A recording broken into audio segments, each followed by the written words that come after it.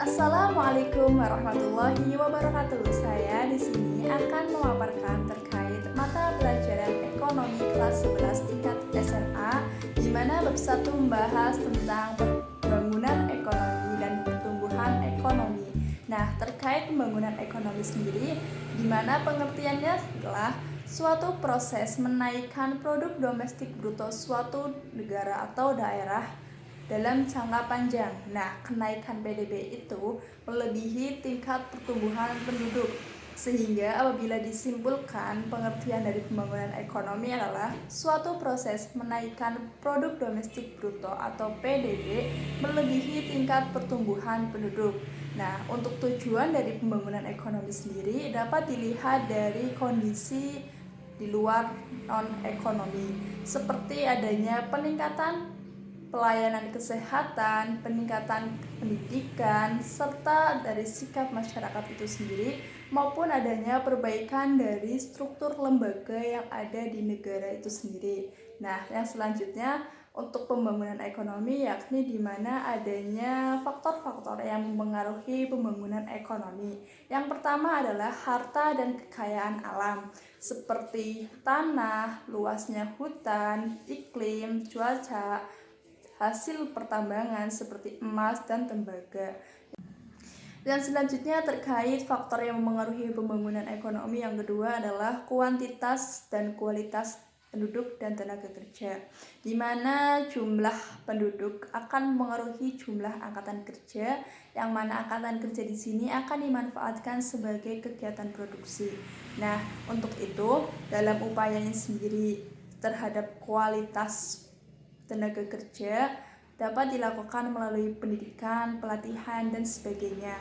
Nah, faktor yang ketiga yakni kepemilikan barang modal dan penguasaan teknologi, di mana pengaruhnya terhadap efektivitas dan efisiensi kegiatan produksi. Misalkan saja suatu perusahaan dapat menambah jumlah produksi serta meningkatkan kualitas produksi suatu barang atau jasa tanpa menambah biaya produksi.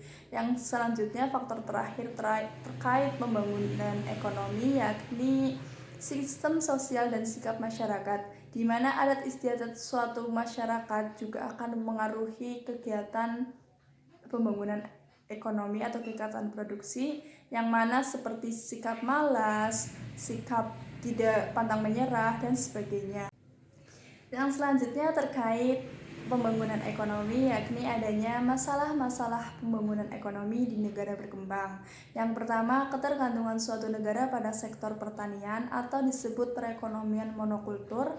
Yang kedua, rendahnya tingkat produktivitas dapat dilihat dari tingkat produk domestik bruto per kapita suatu negara, di mana dampak dari rendahnya tingkat produktivitas dan ketergantungan pada sektor pertanian ini akan mempengaruhi kerentanan hubungan internasional dan ketergantungan yang besar pada negara maju. Yang selanjutnya adalah masalah tingginya tingkat pengangguran, di mana juga orang-orang tidak bekerja sehingga akan menimbulkan rendahnya tingkat kehidupan.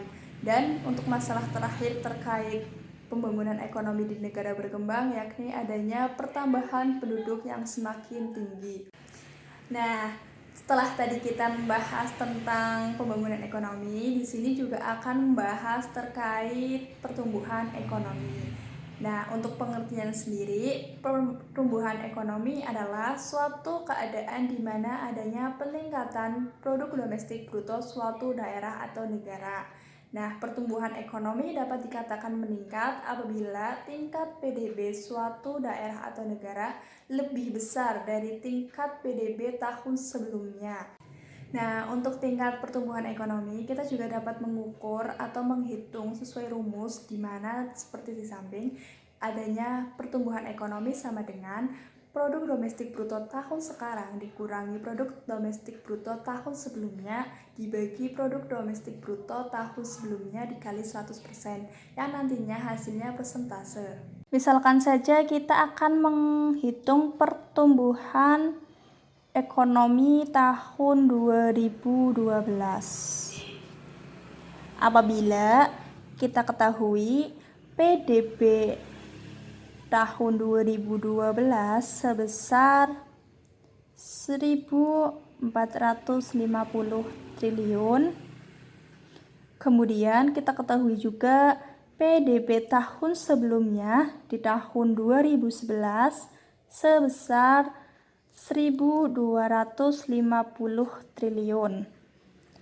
Nah, untuk menghitung pertumbuhan ekonomi tahun 2012, kita juga menggunakan rumus PT sama dengan PDBR tahun sekarang dikurangi PDBR tahun sebelumnya dibagi PDBR tahun sebelumnya dikali 100%.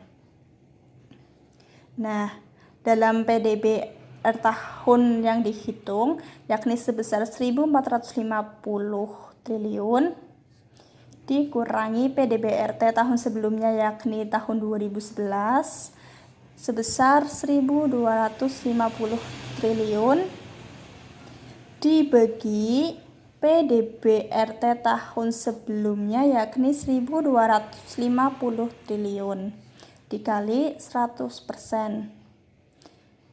Ini hasilnya 200 dibagi 1.250 triliun dikali 100% sama dengan 16%. Jumlahnya dalam persentase. Yang selanjutnya adalah adanya perbedaan antara pembangunan ekonomi dan pertumbuhan ekonomi. Dapat dilihat yang pertama adalah dari tingkat kenaikan PDB itu sendiri. Apabila dalam pembangunan ekonomi dilihat kenaikan PDB itu memperhatikan tingkat pertumbuhan penduduk, sehingga dalam pembangunan ekonomi kenaikan PDB melebihi tingkat pertumbuhan penduduk. Sedangkan dalam pertumbuhan ekonomi tidak memperhatikan tingkat pertumbuhan penduduk atau hanya fokus pada kenaikan PDB saja.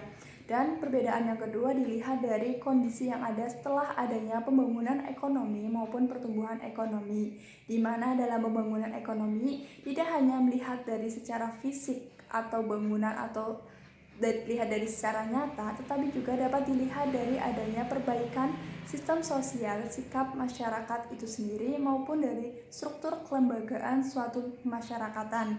Nah, sedangkan dalam pertumbuhan ekonomi itu melihat dari secara fisik atau nyata seperti perbaikan infrastruktur jalan, jembatan, dan sebagainya. Yang selanjutnya terkait materi pertumbuhan ekonomi adalah teori-teori pertumbuhan ekonomi.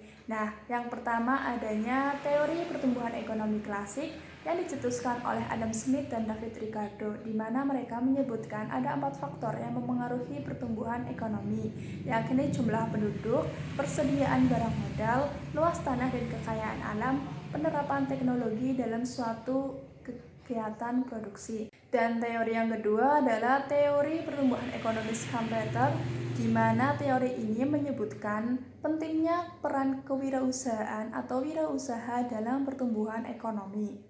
Yang selanjutnya adalah teori ketiga terkait pertumbuhan ekonomi, yakni teori pertumbuhan ekonomi neoklasik, di mana ada 2 aliran, yakni menurut Harold Domar dan Solow.